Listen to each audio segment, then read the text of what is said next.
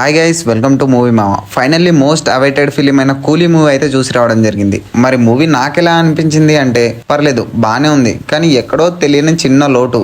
Okay, ఇంకా movie story line విషయానికి వస్తే ఎక్కువ ఏం రివీల్ చేయను, మళ్ళీ స్పాయిలర్ అయిపోతుంది. మన హీరో అయిన దేవాకి ఒక గ్యాంగ్ ఉంటది. వీళ్ళందరూ కలిసి సమ్ ఇల్లీగల్ వర్క్స్ అయితే చేస్తూ ఉంటారు. సడన్ గా వీళ్ళందరూ అండర్ కవర్ కి వెళ్ళిపోతారు. వీళ్ళు చేసే ఆ ఇల్లీగల్ పనులేంటి అండ్ వీళ్ళు సడన్ గా ఎందుకు అండర్ గ్రౌండ్ కి వెళ్లాల్సి వచ్చింది అనేది మీరు మూవీ చూసి తెలుసుకోవాలి. నిజం చెప్తున్నాం మామ, ఫస్ట్ హాఫ్ లో వచ్చే కొన్ని సీన్స్ ఉంటాయి కొత్త ర్యాంప్ అంతే. అండ్ మనకు ఫస్ట్ హాఫ్ లో క్యారెక్టర్స్ ని ఇంట్రడ్యూస్ చేసే విధానం గానీ వాళ్ళకున్న బ్యాక్ స్టోరీని చూపించే విధానాన్ని గానీ చాలా బాగా చూపించారు లోకేష్ కనకరాజ్ గారు. మూవీలోని మెయిన్ క్యారెక్టర్స్ అన్ని మనకు ఫస్ట్ హాఫ్ లోనే ఇంట్రడ్యూస్ చేస్తారు. అసలు మెయిన్ గా మాట్లాడుకోవాల్సింది నాగార్జున గారి ఎంట్రీ సీన్ గురించి. అసలు మామూలుగా లేదు మామ, థియేటర్ లో పూనకాలంతే.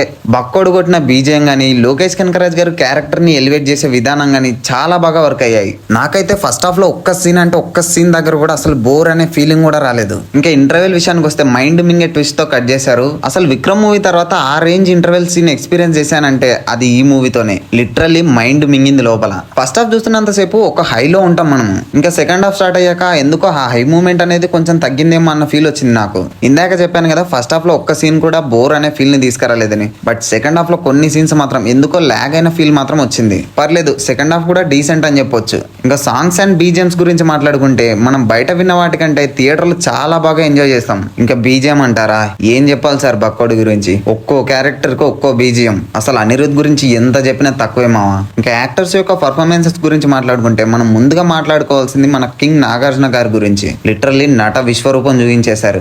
నాగార్జున గారి క్యారెక్టర్ చాలా వైలెంట్ గా ఉంది మూవీలో. అసలు నాగార్జున గారిని ఇంత వైలెంట్ గా చూపించాలన్న ఆలోచన మీకు ఎలా వచ్చింది సార్? మేబీ మనం నాగార్జున గారిని మళ్ళీ ఇంత వైలెంట్ రోల్ లో చూడలేమేమో. ఇంకా మనం నెక్స్ట్ మాట్లాడుకోవాల్సింది మన సూపర్ స్టార్ రజనీకాంత్ గారి గురించి. ఆయన యాక్టింగ్ గురించి కొత్తగా చెప్పాలా, ర్యాంప్ పాడించేశాడు. అండ్ రిమైనింగ్ యాక్టర్స్ మొత్తం వాళ్ళకిచ్చిన రోల్ కి జస్టిఫై చేశారు. ఈ మూవీలో నన్ను డిసప్పాయింట్ చేసిన పాయింట్ ఏదైనా ఉంది అంటే అది అమీర్ ఖాన్ గారే.